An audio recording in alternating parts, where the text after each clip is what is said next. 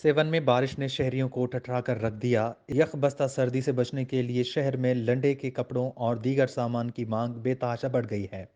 दुकानों और रेडियो पर खवातीन समेत शहरियों के रश में इजाफा हो गया है। दुकानदारों ने ज्यादा मुनाफा कमाने की लालच में गर्म कपड़ों की कीमतों में खुद सख्ता इजाफा कर दिया। सर्दी की हालिया लहर के बायस मौसम में शिद्दत आ गई, जिस पर शहरियों ने लंडे बाजारों का रुख कर लिया। इस्तेमाल शुदा कपड़ों की खरीदारी का काम शुरू कर दिया। साईं असां हिते सर्दी आहे, सिया सियारो ग़रीब गुरबो असां वटि अचे थो। 600 वारी शइ असां वटि 200 रुपया ग़रीब गुरबे लाइ असां रखियो हर शइ। छा बि शहर में वेंदा 1900 वारी शइ असां वटि मिलंदी 300 रुपया।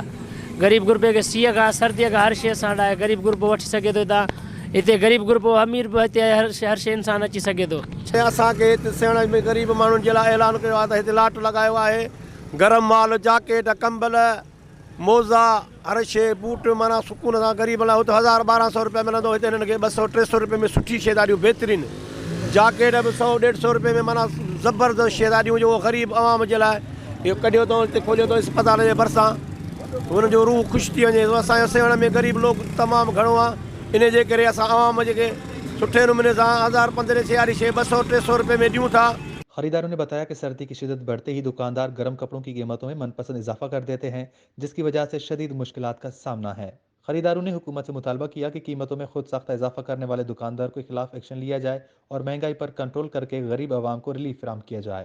रिपोर्ट माजिद अली कुरैशी, वश न्यूज़ 7।